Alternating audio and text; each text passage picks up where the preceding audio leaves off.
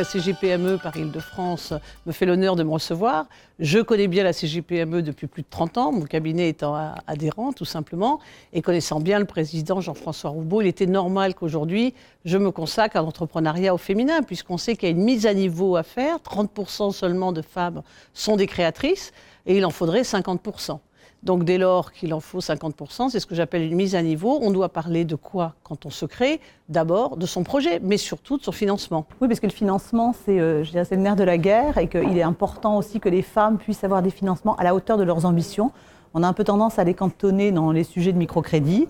Et dès qu'elles proposent des projets plus ambitieux, on a tendance à quand même être extrêmement prudent, alors qu'on est capable d'investir des sommes beaucoup plus importantes, je pense, quand des hommes présentent des business plans absolument mirifiques. Il faut que les femmes fassent comme les hommes, c'est-à-dire les mêmes grandes entreprises que les hommes. Et pour ça, parlons aussi de financement propre à ce qu'on appelle un projet de développement. Et il faut se positionner, parce qu'un projet de développement, c'est aussi un moment se dire quels sont ses points forts, quels sont ses points faibles. Comment je renforce mes points forts? Et là, on utilisera l'intelligence économique, puisqu'on a beaucoup travaillé avec Bercy à ce sujet-là. Et je trouvais bien de mettre pour les femmes à disposition cet outil.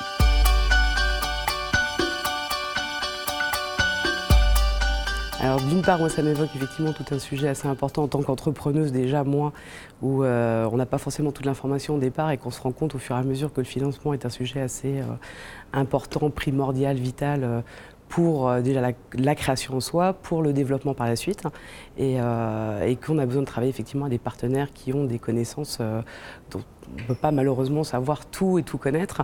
Donc c'est aussi effectivement avec la CGPME avoir des experts qui viennent nous apporter des lumières.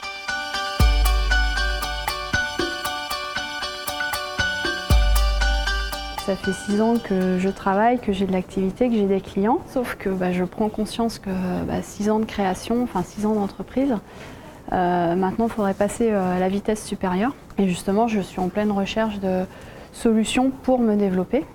Et pour pouvoir se développer, il y a une partie financement forcément. Donc 3 grands volets pour les femmes, le financement, la réflexion d'un projet de développement qui passe par de la croissance externe, qui passe par de la commande publique, qui passe par de l'international, ou même simplement ouvrir un nouveau marché. Et donc de nouveau se poser la question, est-ce que je suis dans cette même ambition qui n'est pas tout à fait celle de la création, mais qui est celle du développement?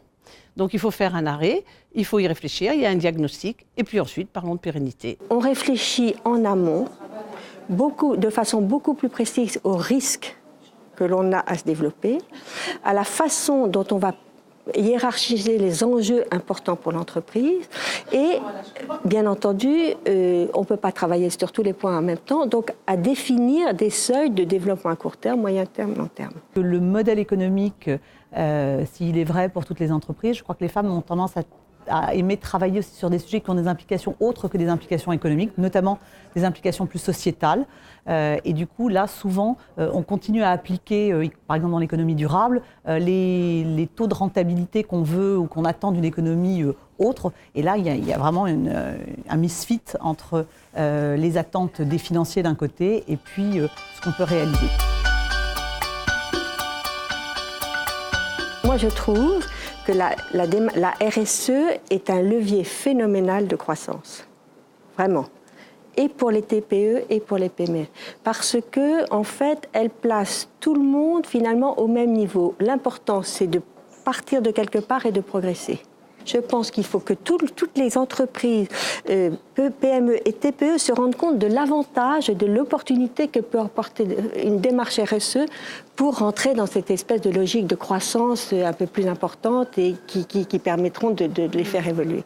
Et je crois que là, on sera réellement un entrepreneur, donc une femme entrepreneur, solidaire, engagée et responsable vis-à-vis de son écosystème qui s'appelle avoir autour de soi des salariés, mais aussi des clients, des sous-traitants, des fournisseurs. Et être responsable, c'est aussi se dire comment tout à chacun vit ensemble dans la pérennité.